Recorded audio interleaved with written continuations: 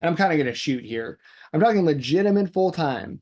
And I'm talking legitimate full time, able to sustain yourself, not have to rely on other people to sustain yourself, and then also potentially be able to maybe do more, grow a family, this or that. There's maybe 15 people on Earth that are actually doing that, I think.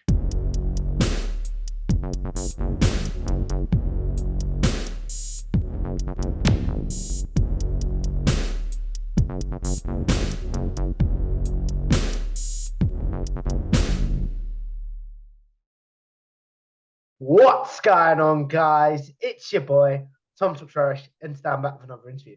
This time, I'm joined by the one and only Stephen Jensen from Fightful. So, welcome to the show. Back on the show, my friend. Hey, thank you. Thanks for having me back on, Tom. Good to see you. You too, my friend. But if we take this back to the very, very beginning, my friend, where do you first discover wrestling as an overall fan? When I first discovered wrestling, man, I mean, I definitely remember WCW being the first company that I was like invested in as a kid. Mm. Um, Probably around like 1993, 1994. I was growing up in Atlanta, so WCW country. And then so I was aware of like Hulk Hogan. Like he was already like a Mm. mainstream star. Even if you didn't know what wrestling was, Hulk Hogan was still, you knew who Mm. Hulk Hogan was, you know. So I knew of Hulk Hogan and I knew of Randy Savage mainly through like the Slim Jim commercials and stuff like that. And Randy Savage was immediately my favorite wrestler, like right off the bat. Mm. Why did Randy Savage speak to you as a fan? He was like the charisma is really hard to explain. Like he was his the way he talked, his voice, even just like really recognizable too, like in school. Um Especially during like the mid to late 90s when like the Monday Night Wars and stuff, when like wrestling got like really, really popular. I had been Mm. watching it for a few years already, and then like it like really hit like a boom period a few years into my fandom. And Randy Savage was like a voice, like the snap into a Slim Jim. You always heard like people like, talking like Randy Savage. Everyone knew who he was. But also still to this day, my favorite move in professional wrestling history is the top rope flying elbow drop. That Mm. specifically Randy Savage, how he did it. There's a lot of people who replicated it who do it really well, but there's some people who do really poorly as well. But I think that Randy Savage, the way he hit that move is still my favorite move, and all the different outfits. And then he was cool when he was in the NWO and he did the whole, Macho Madness thing and Team Madness with like, when he had like Gorgeous George and Molly Holly before she was Molly Holly and all that kind of stuff. Like I was always a big Randy Savage fan. You talked about their growing up in the Atlanta area and things like that and being a fan of wrestling. I know from research and from some private conversations we've had, you went to high school with Cody Rhodes. Is that correct? That is correct. Same high school wrestling team as Cody Rhodes. He's 2 years older than I am. So I was a freshman when he was a junior. So I got to see him win the state championship in wrestling junior and senior year, which is really cool. When you look at what everything's Cody's done now, like main event in Mania, things like that, everything he did on the Indies, AEW, and things like that, what do you remember about Cody Rhodes as a high schooler, for lack of a better word?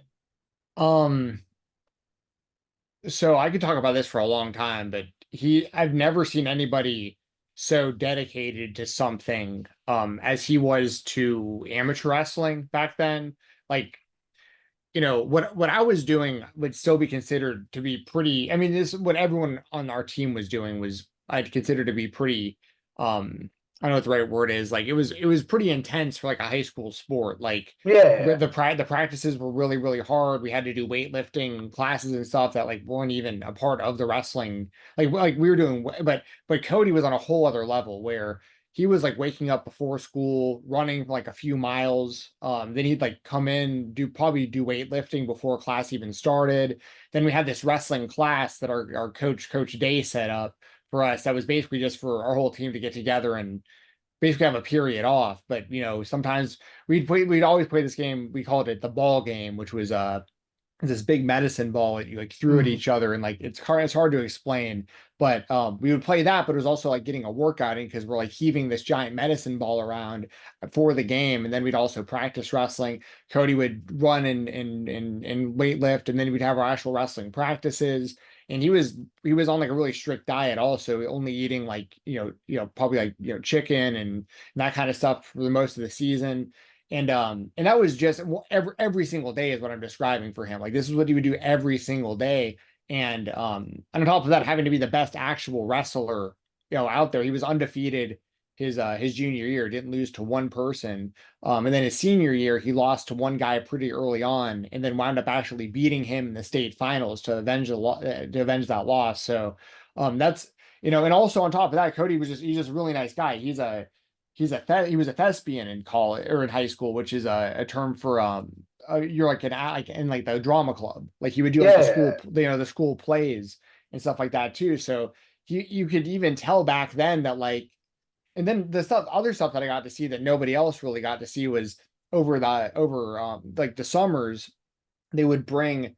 So Dusty owned Turnbuckle Championship Wrestling, TCW, which has just recently been revived by his daughter Teal and QT Marshall. mm. And they they would bring an actual wrestling ring into our wrestling into our high school wrestling gym over the summer. And Glacier Ray Lloyd was actually the lacrosse coach for my high school as well. Oh So wow. Cody had like he was getting trained like I would for basically I was seeing Cody doing like moonsaults and running the ropes and stuff in high school Mm. before he ever even went to OVW. And I'd seen him win multiple state championships. A lot of people don't know he went out to California initially to try to do acting, and then wound up back, right in OVW and never really had an independent wrestling career. But anyway, that's my well, he had an independent wrestling career, after WWE before coming back to Yeah, WWE I and know. everything. But y'all know what I mean who are listening to this. But yeah, that's some stuff. And also another memory that I always like to bring up is that Dusty Rhodes was such a cool guy because he was at all the matches, and he'd bring guys like Diamond Dallas Page sometimes. He'd bring the Steiner brothers. Like we'd see like, these wrestling legends at some of these matches. And Dusty was just like every other dad, grilling hot dogs, pulling ticket stubs. Like he just wanted to be involved like all the other parents. So I just, those would all be some memories, of getting to see Cody in high school before he was ever, really. He was locally famous though, for people who don't know. I mean, like Yeah. everyone knew who Cody Rhodes was even in high school because he was so good at wrestling and who his dad was. He was almost like famous as a kid almost. So Mm. So you talked about there with Cody being such a nice guy, and you're not surprised the guy he turned into, sort of thing. So do you have a memory of that's why Cody was a nice guy, sort of thing? um I mean, he was the captain of our team, like he was clearly like the guy who we all looked up to, you know. Um and he stuck up for people too, like if someone was down or someone needed a hand, like he'd help people up, kind of guy. He was one of those guys who like he could have been a jerk because his dad was Dusty Rhodes, because he was so good at what he was doing. Um he was the state champion wrestler who knew he could beat everybody, and everyone knew that he was the baddest dude in the whole school, really, when you thought about it that way. And like he could have easily been a jerk to people, but he wasn't. He was always very humble, and he was just kind to everybody, and you can just tell that he was. I i knew back in high school, I mean, I would sit around with my buddies, and we'd see him like doing knee drops and replicating Ric Flair's strut and stuff, and like just joking around in the wrestling room when we were just messing around. Mm. And we would sit around and we'd be like, dude, one day Cody's going to be a WWF champion. You know what I mean? Like it was like Yeah, this, like one day, and like this day might actually come, 22 years later for me. And that's what's so exciting for me about this is I remember back in 2002, me and my buddies looking at Cody, warming up for a match and being like, dude, this guy's going to be the WWF champion one day. You know what I mean? Like this is nuts that we're getting to yeah. see this. That's very, very cool, my friend. So when you are in high school and Cody's in your high school and you're in the proximity of Dusty Rhodes is the way I'll phrase it. Does that make sense? Yeah. like with him being a dad and like being around for Cody's wrestling meets. Where Mhm. is your fandom at this point as we go through your high school years? I'm a massive wrestling fan, but wrestling at this point isn't cool. So that's my biggest regret of like being having access to Dusty and to Cody was this was like the era of like John Cena starting. So in hindsight, I'm a huge John Cena fan for like, I used to be one of the big, John Cena sucks, like he was beating all my favorite wrestlers. He's beating, Shawn Michaels and Triple H at WrestleMania and all this stuff. And I just and I didn't think he was good. I was very against the WWE product in a lot of ways at that point. And Dusty was involved as like a guy behind the scenes.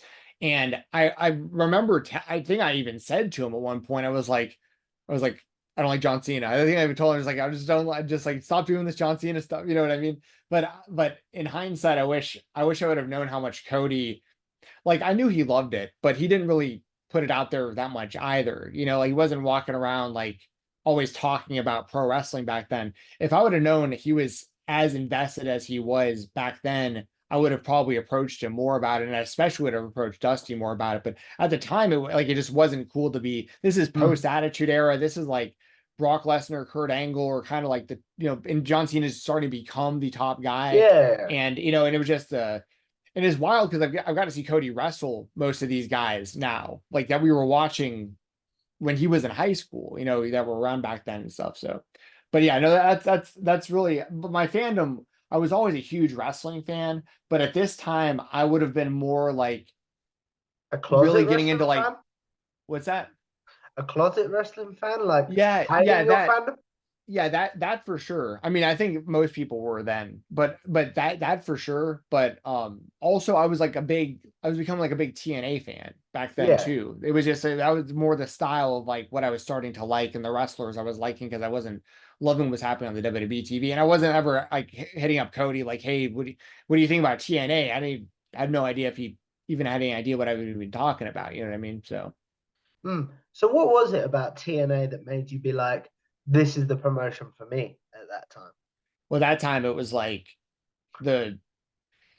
the in-ring action for sure. So guys like AJ Styles, the Amazing Red and AJ are probably the two biggest ones that like really like hooked me in as like deep as I got. But then you had tag teams like America's Most Wanted. You had Elix Skipper and Triple X, that whole group when they were around with Low Key and Elix and say and sorry, Christopher Daniels. Um, yeah, I mean, it was great, and then it got even better a few years in when you had like Samoa Joe and all the kinds of Kurt Angle. Eventually, obviously he came in, but it was the in ring action. It was just something different. I was a huge WCW fan, so it was like when WCW went out of business and it was only the WWE was left. I I was looking for alternatives to the WWE because I always appreciated the WWE, and there was certain times that I got very into the WWE in like the late '90s, especially. But I was a huge Shawn Michaels fan as well. I Yeah. think he's one of the best ever. But like, I, I just, I, it was one of those things where like I was never like a WWF fan. I was always more of a WCW fan than a WWF fan. So then when Yeah. it was just the WWF, I was looking for something different. All I guess kind of by default. Yeah, I get what you're saying completely there. So as we move on to sort of the present day sort of thing, before we get into your work the Fightful, if I said to you, where's your current wrestling fandom now? What would you say as we record this in March of 2024? Like, what do you mean by Where's your current fandom of wrestling? like what kind of wrestling do I like the most right now? Yeah, that sort of Oh, thing. What so products are you invested in? I mean mainly the independent scene. I love AEW. Like AEW I think is I could talk for the next hour about how important AEW is to the wrestling business, and Mm, especially at the time that it came around.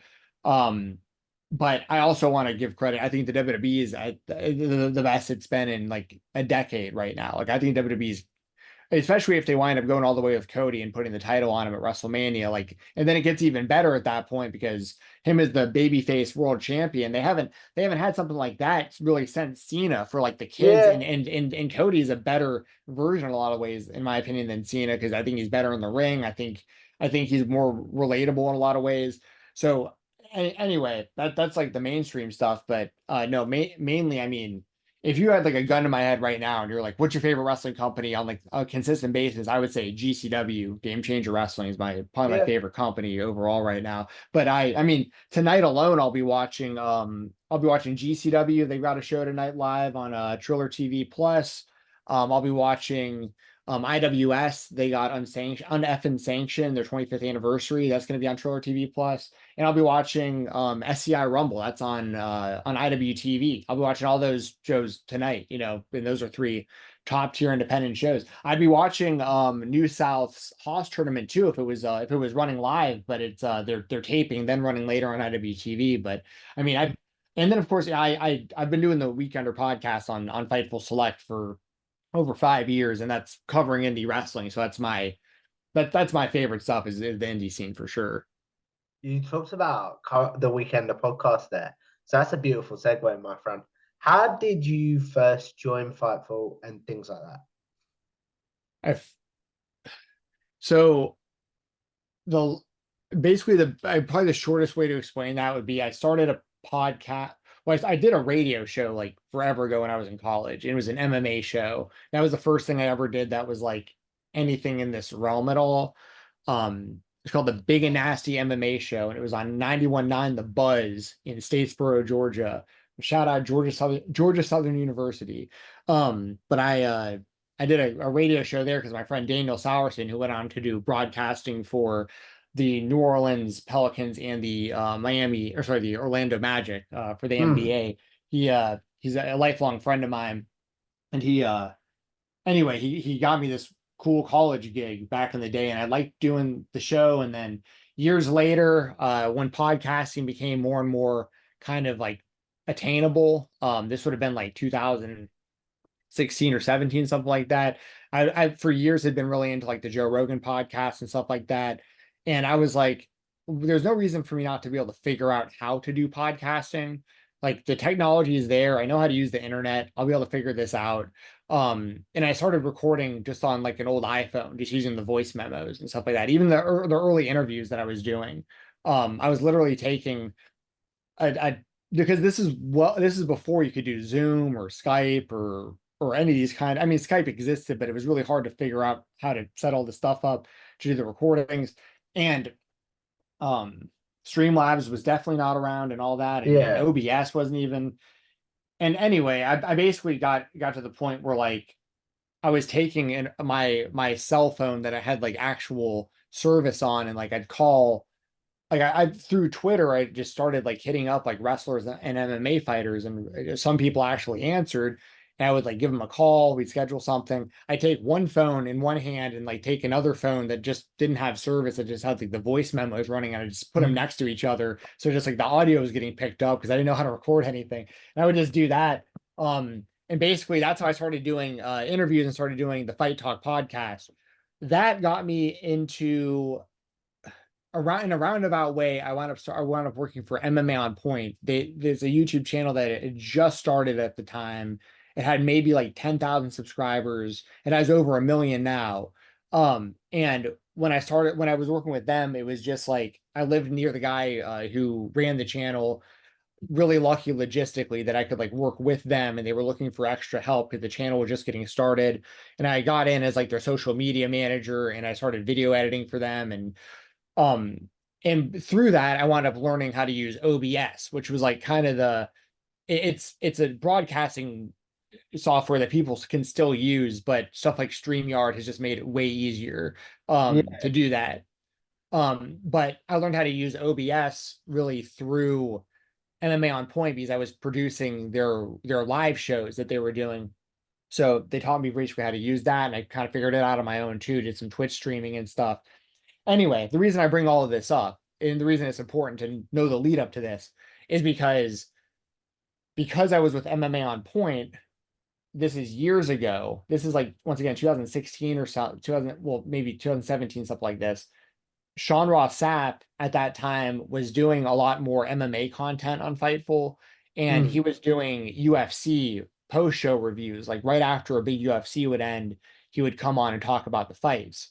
And there was a show where he needed a co-host and he just like put like a tweet out, and I responded to it, and he knew that I was with MMA on Point, so he was like, "Oh, cool, yeah, you can come on, and the two of us can do the post show tonight or the next day or whenever it was." And I think it was Tyron Woodley versus Darren Till, I think was the main event of that pay-per-view. So people can go back and see how long ago that was. And that I think was my first appearance on Fightful. And then because I knew how to use OBS, they needed like extra co-hosts every now and then for like their weekly shows, because at this time like they were really only doing like a Raw review. Yeah. AEW didn't exist yet. It was basically just like a Raw review and maybe a SmackDown review, like, and just there wasn't like weekly shows like you see now on the channel, not nearly as many. And Fightful Select, I mean, I don't think it even existed yet. So so basically what wound up happening is I wound up hosting some shows for them because I knew how to use OBS and other people didn't. Mm. And um then like some time passes, I've been doing a little stuff with them. I've got, good rapport with Sean, and he randomly puts up another tweet. Hey, I've been doing this weekender show. I don't have time to do it anymore. It's mainly covering indies or whatever, and I'm looking for a new host for it. And he hadn't done that many episodes of it. I think I've probably done like 300 episodes of it myself at this point. He might have done, I don't know, maybe 20 or so. I really can't remember how many he had done before he passed it on. But he puts up a tweet. I respond to it. I DM him. I'm like, hey man, like I'm interested. He asked me to send him some audio of like a recent podcast that I had done. That podcast was me with Jeff Meacham, who people probably know from NoDQ.com. We had Yeah. we had reviewed, and it was NWA's 70th anniversary show, I believe, because I was there in Nashville, and me and him reviewed the show. I sent the audio to Sean. Sean liked it. I've been doing that show ever since. So I've been doing that for over 5 years. The Weekender on Fightful Select, and now they have like I haven't looked in a while, but they have like thousands and thousands of people subscribe now. And the thing is like really blown up, which has been really cool to see. And so is Fightful in general. Um, but then, more time passes, and I've done some other stuff for them. Like we were doing like UFC watch-alongs for a little bit, like Jake Paul fight watch-alongs, that kind of stuff. When Logan Paul would fight, we are doing some watch-alongs on Fightful, and I was hosting those. And I eventually just got like really good rapport and like friendship with Jeremy Lambert, and like through that, you know, basically the timing was Joe Holbert wound up leaving Fightful. They were doing the Yeah. distraction. Jeremy wanted to keep doing a show, asked me if I wanted to be the co-host of a new show with him, and that's, I'll be doing the spotlight now for I think over probably 2 years plus now with Jeremy. So that was a super long answer, but that gives everyone pretty much the start to finish of like how I got there and like where we're at. So Mm. You talked about there answering two tweets from Sean Rossap. Like, I can do this, I can do this. Where do you think you'd be if you hadn't answered those tweets, for one? And also, what advice would you give that as advice for others out there that want to do this? To, if someone puts a tweet out, just answer it almost. I mean, the most important thing would be that if you're going to answer a tweet like that, to have something ready, you know, like, because Sean's not going to just like leap of faith and be like, I've never heard you or seen you or anything. Like, he might have never met you or heard of you and still want to hire you after he finds out what you do, but you have to have something to show. And luckily for me, this isn't to pat my own back, because this is all. I know what you Oh, mean, it was though. but then there was the channels and stuff that I was involved with were very successful. Like I mean, like I had video edited, written, and stuff, videos for this channel at this point that had gotten, millions and millions of views. So like I was able to send a log over to Sean and be like, this is my work, and he at least had something he could look at. Whether he's going to choose me or not, who knows. And you don't need to necessarily, for me to get the Weekender, that was just one podcast that very few people listened to.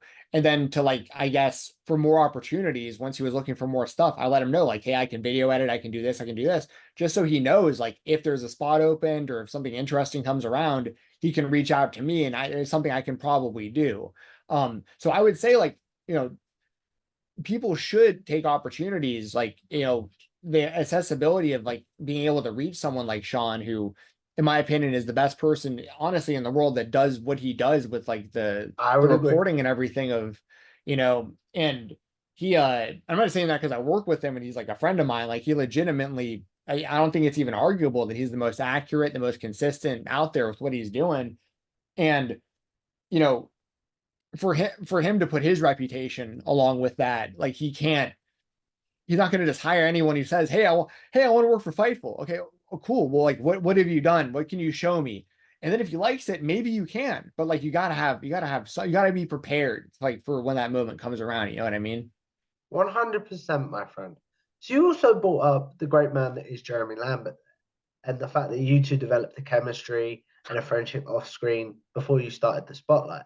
So how instantaneous was your chemistry with Jeremy? And also, how did you know, for lack of a better word, that your off camera chemistry would transfer to on camera? Well, we really knew each other on camera first. So like we knew it was gonna work because we knew each other through doing live podcasting together. So like we knew of each other probably for a long time because like he was covering MMA before he was covering pro wrestling full time. I had been with Fightful. I think I've probably been with Fightful longer than Jeremy has, but like it's just a totally different role of like what he does and what I do. Outside of like the shows we do together, like he's the main, writer and editor, the content officer or whatever you call it for Fightful. He has a Yeah, full-time role with them doing a whole bunch of stuff.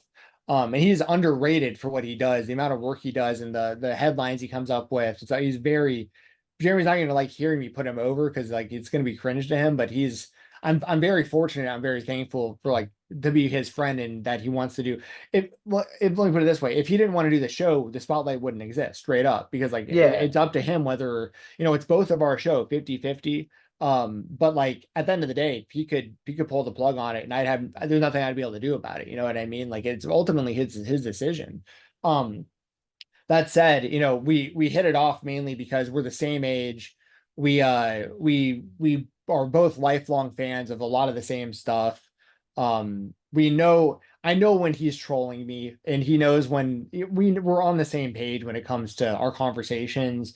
And we can trust each other on air as well with doing interviews because it's not the easiest thing sometimes when it's two people interviewing one person or two people interviewing two people maybe, and like we don't want to step on each other's toes. We want to be able to ask each other questions, but we also want to be able to ask, like, my big thing is I like asking follow-up questions based on what people are telling me. So like, Mm. sometimes I might ask 3, 4, 5 questions in a row. And I know Jeremy's sitting there like ready to say something, and I'll apologize after and be like, hey man, I know like I probably he's always super, super cool about it because he knows it makes for good interviews what we're doing.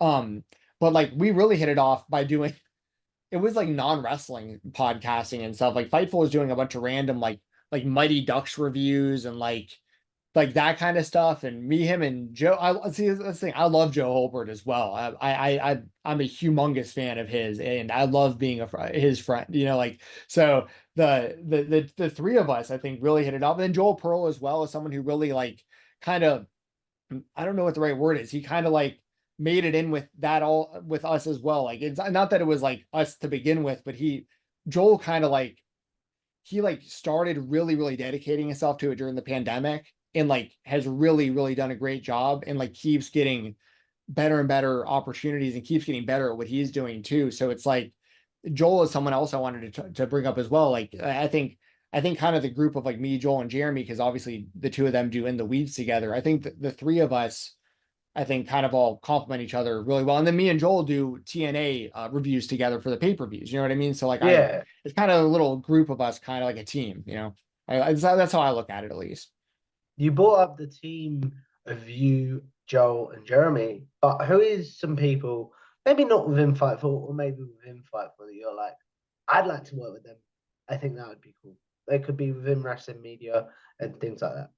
Oh man, I don't know. And I don't want to leave people out and feel like a jerk. I'm trying to think if there's people that so I'll say there are some people that I've looked up to that I have not had the opportunity yet to do anything with that I'd like to, at the very least, maybe even just interview. One would be Sam Roberts, who is Mm. currently a part of the WWE.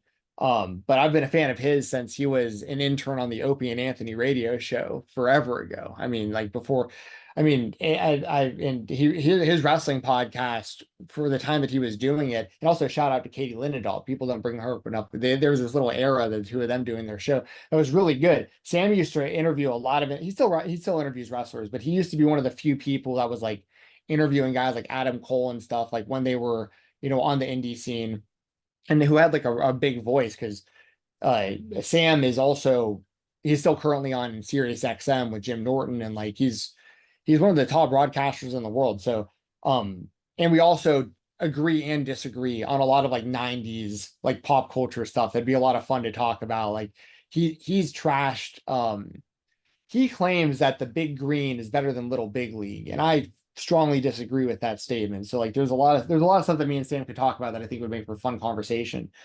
Um Someone else I'd like to talk to again. I was honored to for the 200th episode of Fight Talk. This is years back. I got to interview Ariel Hawani, and I would like to do Ooh, another.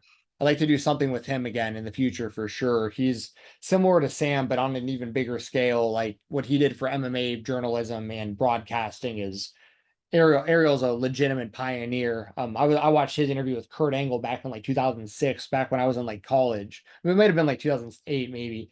Um, but Ariel's a guy I've really admired and looked up to for a long time. Joe Rogan, if I'm throwing out big like, I mean, his yeah, podcast is a complete. It's the standard, I think. People can agree or disagree with his topics or his stances on stuff, but I think it's undeniable that he completely changed media with the success of his podcast. So I'd say like those are three big ones that I throw out there. that's very, very cool. Are there any people within Fightful that you're like, I'd like to work with them more? Yeah, yeah. I mean, the one that comes to mind first would be Alex Pulowski. I think that I've interviewed him, but it was years ago. And me and him have differing opinions on certain stuff, but I think that he's one of the more entertaining people I think out there just in general that like covers wrestling because he's I think his rants and the way that he articulates stuff, he's a very intelligent guy as well. Like just the way that his mind works, I think he makes for really entertaining. Just the way that he speaks and the way that he explains stuff and the way that he gets angry about stuff. So someone else in wrestling media that I've never spoken to that I'm a big fan of is Jason Solomon, the Saw Mm, Monster.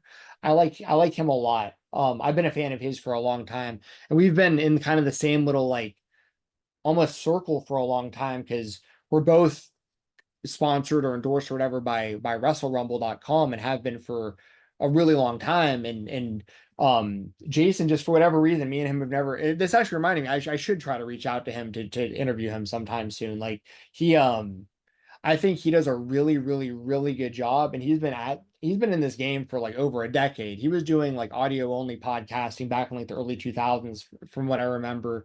And a lot of his opinions align with mine as well about wrestling and certain wrestlers that he wants pushed or certain stories he likes or doesn't like. So I'm kind of like I honestly don't listen to like a lot of wrestling stuff that isn't my own anymore just because of like the time that I already spend with wrestling and kind of non-wrestling free time that I like to have.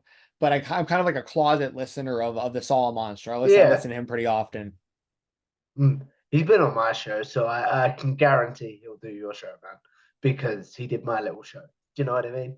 Well, I mean, he seems like a good dude. So yeah, I should reach out to him sometime soon. I would love to talk to him.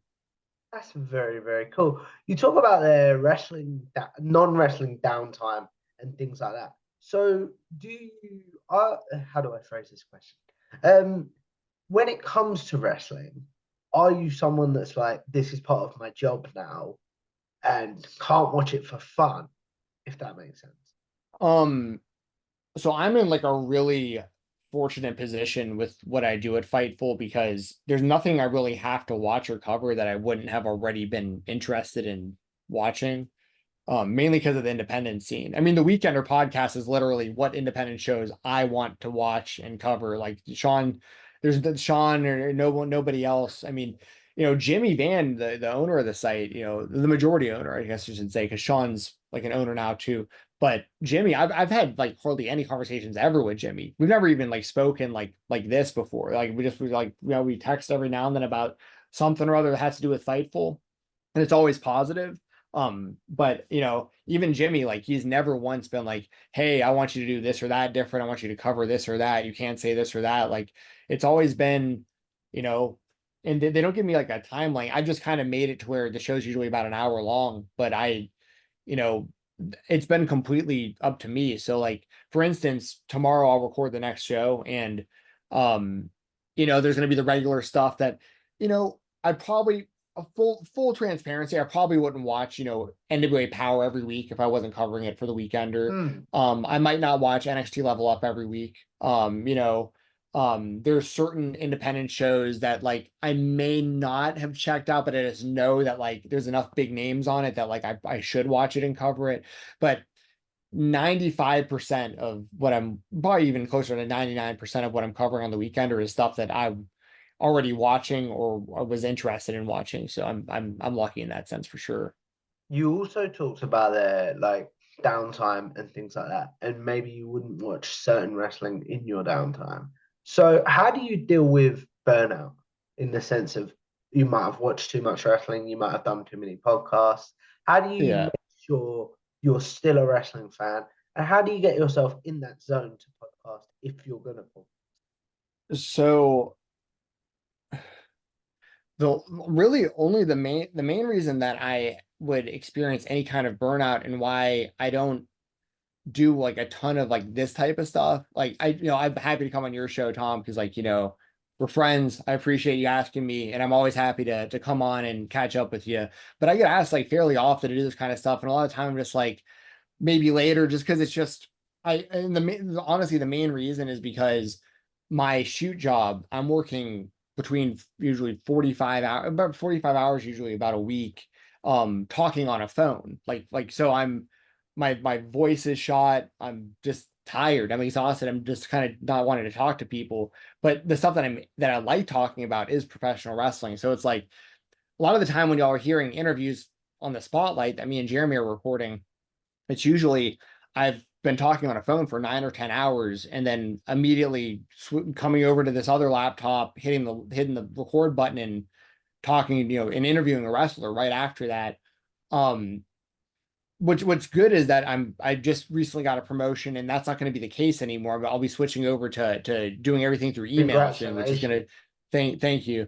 And that's going to help out a lot too, because I'm just not going to have to worry about the burnout on like honestly it's just on my voice and talking, to be honest.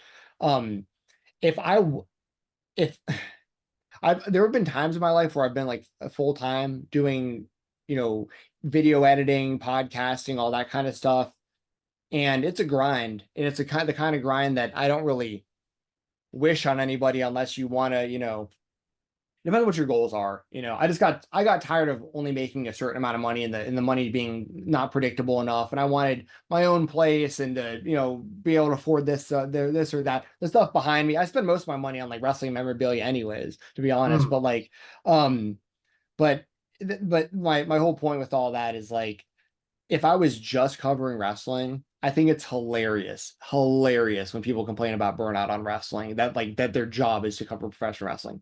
If your full-time job is to cover professional wrestling, for one, you're one of probably, and I'm talking legitimate full-time, and I'm kind of gonna shoot here. I'm talking legitimate full-time. And I'm talking legitimate full-time, able to sustain yourself, not have to rely on other people to sustain yourself, and then also potentially be able to maybe do more, grow a family, this or that. There's maybe 15 people on earth that are actually doing that, I think. You Hmm. know what I mean? That are doing that, like that are making that kind of money. And 15 might be a high estimate. There are a lot of people in my position that are making money talking about wrestling, but the majority of my money is coming from other things. Um, and the reason I say all this is because every now and then I'll hear one of those like 15 people complaining about being burnt out on wrestling. And that to me is absolutely hilarious. That's the best problem of all time to have. Yeah, You're gonna complain about, oh, I have to watch the WWE tonight to get paid to cover it. Boo. Can I cuss on this? yeah. Boo fucking who? Boo fucking who you gotta watch wrestling and talk about it and get paid for it. Jeez, get over yourself. If anyone hears this that's in that boat, that I'm burned out watching wrestling and having to talk about it. For one, no one's forcing you to, because I guarantee you're not one of the. If you're one of those 15 people, boo fucking who. And if you're not, no one's forcing you to talk about wrestling. Mm. You know what? Straight up, you're not making. I promise you, you're not making enough money to complain about it. I promise you. I see what you're saying completely there. I'm going to steal a segment from the spotlight. You brought up the wrestling media, wrestling memorabilia behind you, Stephen. So, what's the coolest thing in your room? Oh God, there's so much cool stuff in here, Tom. I'll show you something I just got literally before we started recording. I got this out of my mailbox right before Ooh. this just showed up. This is a Cody Oh, Rhodes that is cool. autographed. This is his new promo that he's signing at all the shows right now. Somebody got me one of those at a recent WWE live event and mailed it to me, so I appreciate that. Also, just recently I'm rocking this. Shout out to Tiffany if she sees this. My Rhodes or Riot bracelet is currently on. That was so the Cody Rhodes family, the Nightmare family, is treating each other really well. Also, this is one of my favorite things. I'll have to unhook this for a second.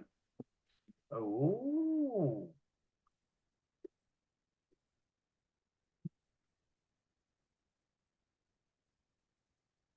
So it's hard to see, but all behind me, everything's signed behind me. So it's like all those AEW figures are signed. I got old WCW signed figures. This is signed by Austin, The Rock, and Triple H. That thing's pretty oh sick. wow. This over here is signed by Ernie. It's hard to see, but it's Ernie Reyes Jr. This is Kino from Ninja Turtles 2, Secret of the Ooze. That's like my favorite movie ever. He signed that recently. I got a lot of really, really cool signed stuff. But this is one of my favorites, and especially with the big retirement coming up, this is a signed Sting as Raphael. I love Ninja Turtles That's also, so so cool. that's a double whammy right there. Ninja Turtles and Sting signed. Sting, I think Sting is top 5 dead or alive best pro wrestler of all time. And my brother actually got me that for my birthday a few years back too, which makes it a little more special also. So that'd be some of the cool stuff in my room. That's so cool, my friend. So, as we look at wrapping this up pretty soon, because I do want to be respectful of your time, before we do a segment we may have done before on this channel, but I'm not sure, called generic questions. I'm curious to know, Stephen, 2 questions.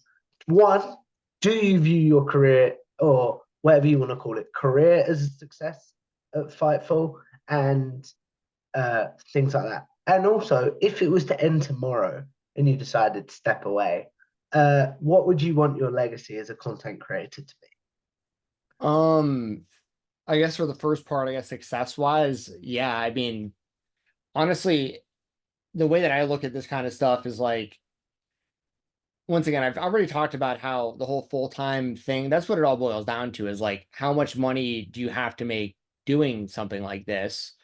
For me, I'm in a really good spot because I make enough money that like I don't have all the money I make through Fightful is just like bonus money that I'm spending on the stuff behind me. You know what I mean? Like, Yeah. so from that perspective, it's awesome. I get to talk about wrestling that I love. I get to interview wrestlers that I'm a fan of.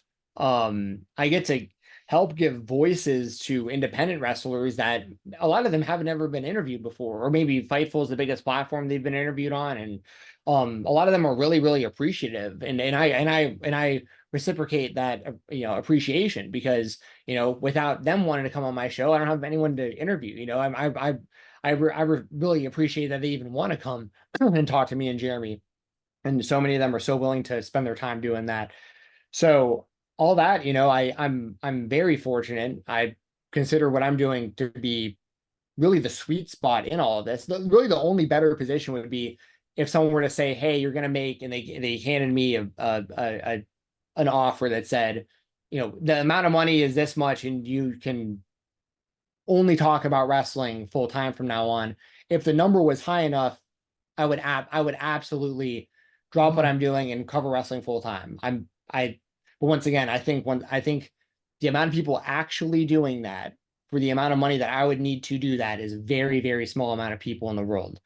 Um, so that all said, given kind of the opportunities out there, um, I think I'm really, really fortunate. I'm really grateful. I've got a weekly show on Fightful Select, and that thing just keeps growing. I've got a weekly show on Fightful, and that continues to grow as well. I get to cover the Impact shows with Joel and with Cresta, which I really enjoy doing that, 4 times a year.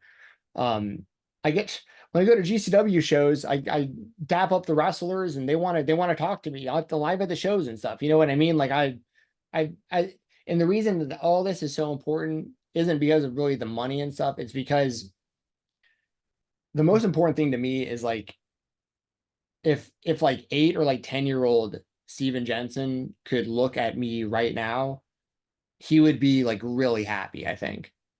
And that's honestly the most important thing to me is like me being a major wrestling fan when I was younger, people always telling me it was stupid, it's gay, you shouldn't watch this, like this, like it's fake.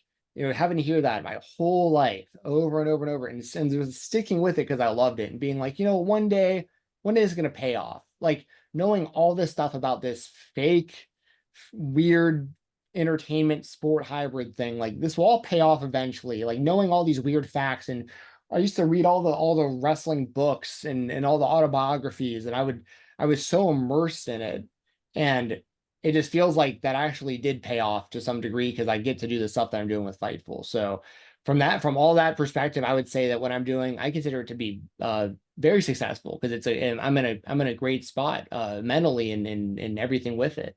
Um, the other side of that, if it was to end right now, will my legacy be? Honestly, I just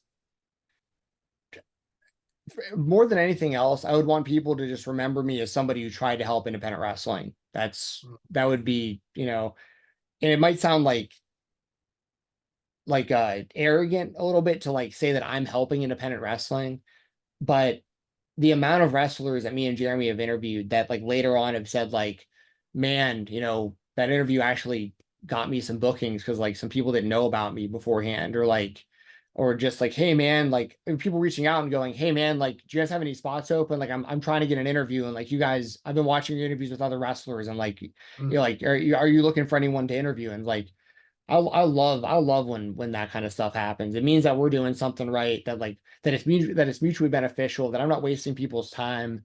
Um and that I'm somewhat a part of my favorite thing in the world, which is independent professional wrestling. I can honestly say like my favorite thing is hanging out and watching indie wrestling and watching these wrestlers go from unknowns, people just trying to figure it out, people with maybe no ring gear, no ring music, no move set, no fanfare, no fan reaction, going from that to, getting signed one day to a major company and making real money and, being a household name and stuff. So that's I'm very happy to get to be a part of that. So if my legacy at all could be somebody being like, hey, Steven Jensen, I remember him being the independent wrestling guy with Fightful, that would mean a lot. That's very, very cool, my friend. I have a self-indulgent question before we wrap this up and do generic questions. As an interviewer yourself, as a very good interviewer, in my opinion, any improvements you'd like to see from me? Things like that. No, I think you do a really good job. You're asking me follow-up questions. That's honestly the thing that I look for the most, like myself, when I'm interviewing people is just, it's easy to tell when somebody just has I mean, there might be stuff that always want to ask people, or like kind of, it's okay to have bullet points of stuff that you're, especially if you like run out of stuff or you don't want to forget to ask something. But there's a big difference between people who interview people and you can tell they're not even listening to the answers. They're just going to the next question, not listening to go to the next question. And it's like, okay, you could have just sent this person this list of questions in a DM and just had them respond, and it would have been the same thing. It would have wasted way less of everybody's time. But no, I think what you're doing is good because I think every question you asked me was based on something that I had said, which I pick up on that. So I really appreciate that, my friend.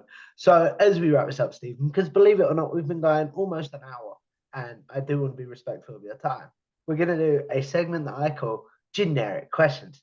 Those of you that have seen my interviews before, when I ask my guests, their Stephen's favorite match, favorite overall pay-per-view card, such as Double or Nothing 2019, favorite wrestler's entrance theme, favorite tag team, and favorite wrestler of all time. So, what's your favorite match of all time, Stephen? These are so hard to do. Is this gonna change? I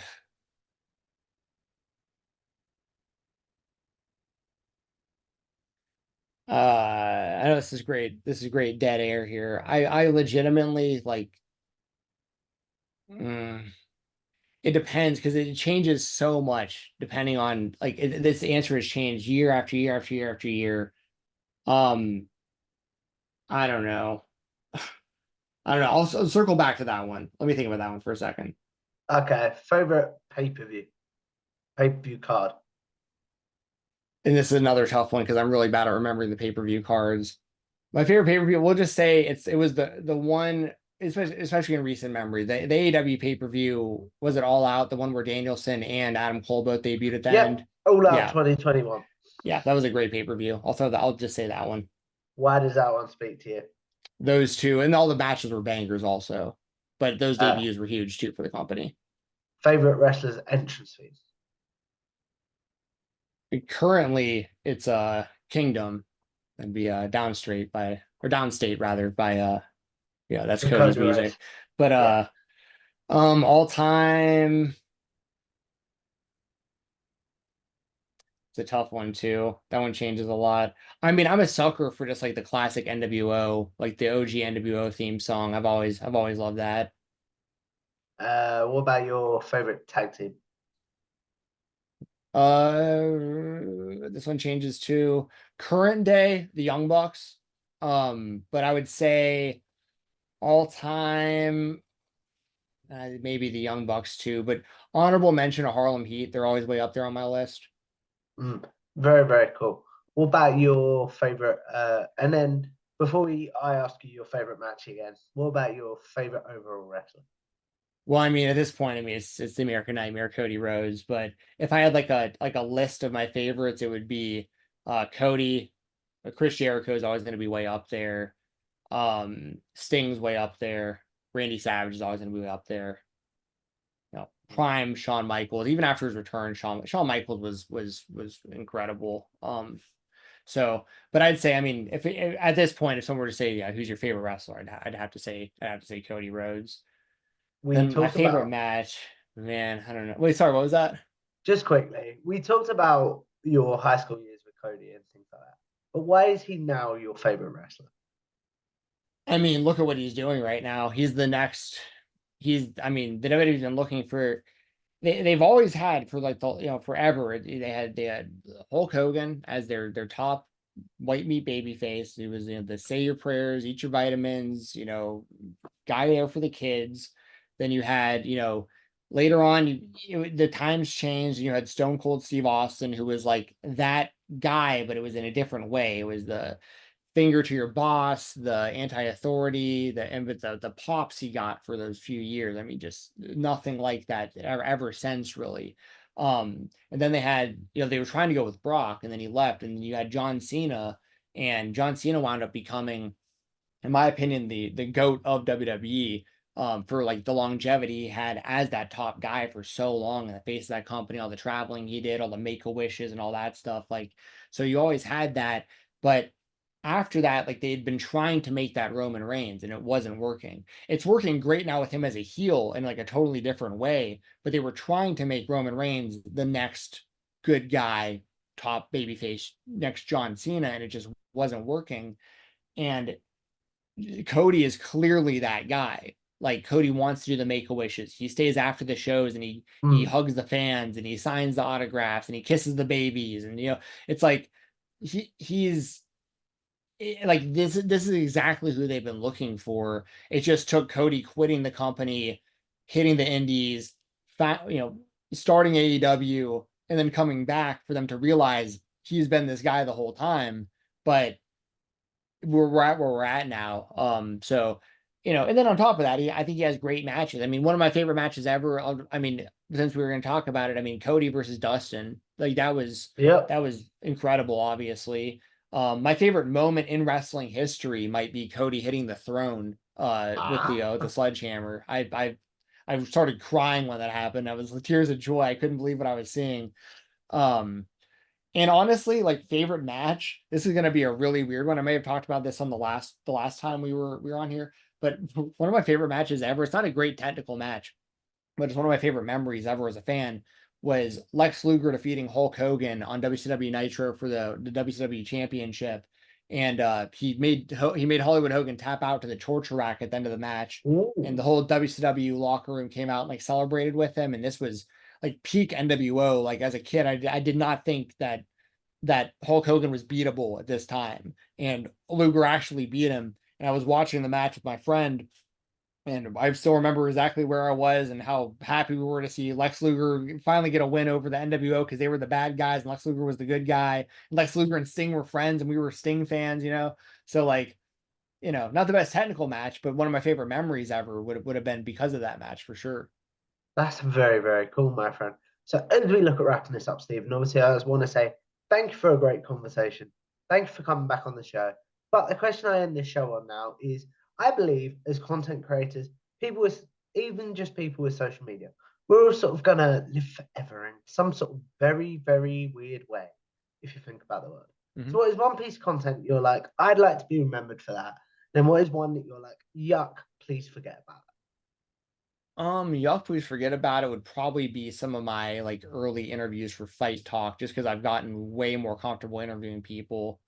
Um, and then one thing I'd want people to see the most, man, I've done some good video edits, but like that's not really me. That's like stuff I've worked on. Um, Something that's actually like me, like on screen and everything. I don't know. I'd have to really go and try to figure out what my favorite spotlight interview was. I bet I've liked all of them, so it's hard to single one out. But I would say one piece of content would be somebody just typing in Fightful Spotlight into YouTube and just watch really anything me and Jeremy have done together on the Spotlight. I would say that just find me there. That's very, very cool. And as someone that's been a guest on that show, I can fully agree it's a great time. So as we wrap this up, Stephen, please promote yourself. Where can the good people find you, your work, etc.? You can follow me on X at Fight Talk _. You can use code Fight Talk, all as one word with no spaces, on independentwrestling.tv. Just lets the platform know that I recommended you go check them out. I don't know when y'all are going to be hearing this, but I mean, the IWTV's got stuff going on all the time. And later tonight, at the time of this recording, big Scenic City Invitational show tonight. I'm a huge fan of the SCI, and we actually interviewed Scott Hensley, who uh, who runs the SCI. He was a recent episode on the Spotlight. Also, we recently interviewed on the same episode Shane Hawk, who runs IWS. That shows tonight on Triller TV. So people go support independent wrestling. You can also um, you can listen to this the Weekender. That's over on FightfulSelect.com. It's part of the $5 tier. You get my podcast, a bunch of other podcasts, and that's where the majority of Sean Ross Sapp's news breaks that hits the wrestling world. A lot of it's right there first. So they got like a Discord and stuff now. I'm not one of those people that like I pay attention to kind of what's going on here and there, but like I'm not terminally on social media or Twitter. I don't even have a Discord anymore. I had to sign up for one to join some other show at one point, like years ago. But if y'all want to be on Discord and that kind of stuff, Fightful Select, be a part of the community. It's a great wrestling community. I love the people at Fightful. I love the fans of Fightful and all that stuff. I think people spend way too much of their time arguing with each other on a screen, people they don't even know. So I just kind of just don't really spend my time doing it really. I see what you're saying completely there. But as we wrap this up, like I said, I want to say thanks to Stephen for a great conversation. You guys can find me on Twitter or X at Tom Talk Flourish. You can also subscribe to this channel, Tom Talk Flourish on YouTube, and I will see you in the next one. Goodbye now.